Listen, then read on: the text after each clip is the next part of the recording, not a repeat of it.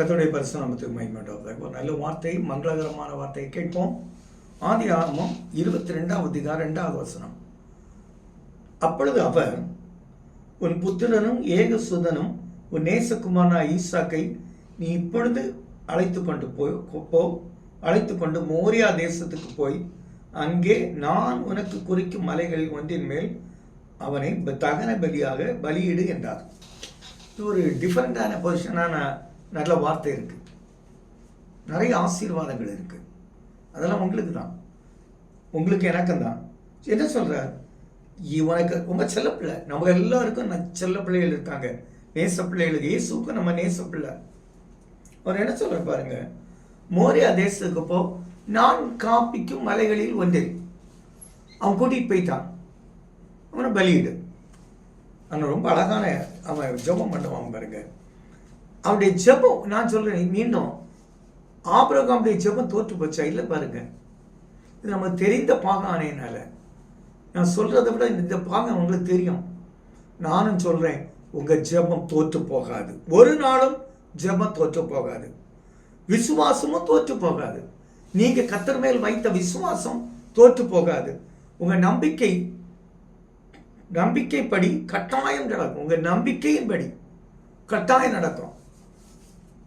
உங்களுக்கான ஆசீர்வாதம் உன்னோடு கூட வருகிறது. எவ்வளவு அழகா சொல்றாரு. யோசுவா கூட, யோசேப்போடு கர்த்தர் இருந்தார், ஆசீர்வாதம் கூட வந்தா இல்லையா? யோசுவாவோடு கர்த்தர் இருந்தார், ஆசீர்வாதம் வந்தா இல்லையா? அந்த தேவன் உங்களோடு கூட வருகிறார். ஆசீர்வாதம் உங்களை தேடி வருகிறது.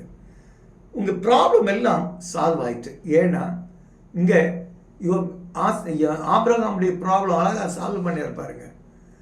அவர் ஈசாக்கு தூக்கி மலை பலியிட தூக்கி வச்சிட்டாரு.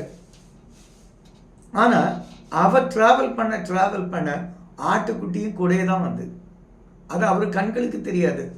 உங்களுக்கான ஆசீர்வாதம் உங்க கூட வருது. அது நீங்க பார்க்கல. சில சமயம் பார்க்காம எதையோ சொல்லிடுறோம், எதையோ பேசிடுறோம். ஆனா உனக்கான ஆசீர்வாதம் உன்னோடு கூட வருகிறது. அது டிராவல் பண்ணிச்சு பாருங்க. இங்க சொன்னார் பாருங்க, பிள்ளையாண்டான் மேல் கைப்படாத. ஒரு மனுஷனையும் உங்க மேல கை வைக்க கர்த்தர் விட மாட்டார். அது கர்த்தருக்கு சித்தம் அல்ல. ஒரு மனுஷனையும் அவன் பேசினாலோ கை வச்சாலோ அவனை சும்மா விட மாட்டார். 1,85,000 பேரை ஒரு தூதன் வெட்டி சாய்த்தால் சும்மா விடுவாரா? அந்த தேவன் உங்க கூட இருப்பார். எவ்வளவு அழகா இன்ஸ்டன்ட் ஆஃப் ஒன்று கொடுத்தார் பாருங்க. அதே போல உங்க ப்ராப்ளம் எல்லாம் அவர் கர்த்தர் பார்த்துக் கொள்வார். இவ்வளவு அழகா சொன்னார் பாருங்க. ஆட்டுக்குட்டி எங்க கர்த்தர் பார்த்துக் கொள்வார். உங்க பிரச்சனை கர்த்தர் பார்த்துக் கொள்வார். உங்க வேதனையை கர்த்தர் பார்த்துக் கொள்வார். உங்க வேலையில கர்த்தர் பார்த்துக் கொள்வார். உங்க இன்டர்வியூ கர்த்தர் பார்த்துக் கொள்வார். உங்க பிள்ளைகள் ஸ்கூல்ல இருக்கிறாங்க, கர்த்தர் பார்த்துக் கொள்வார். பிரெக்னன்ட்ல இருக்கிறாங்க, கர்த்தர் பார்த்துக் கொள்வார். திருமணம் ஆகல, கர்த்தர் பார்த்துக் கொள்வார். நீங்க ஏன் கவலைப்படுறீங்க? எல்லாம் கட்டி கர்த்தர் பார்த்துக் கொள்வார். ஒன்றுக்கு கவலைப்படாதுங்க.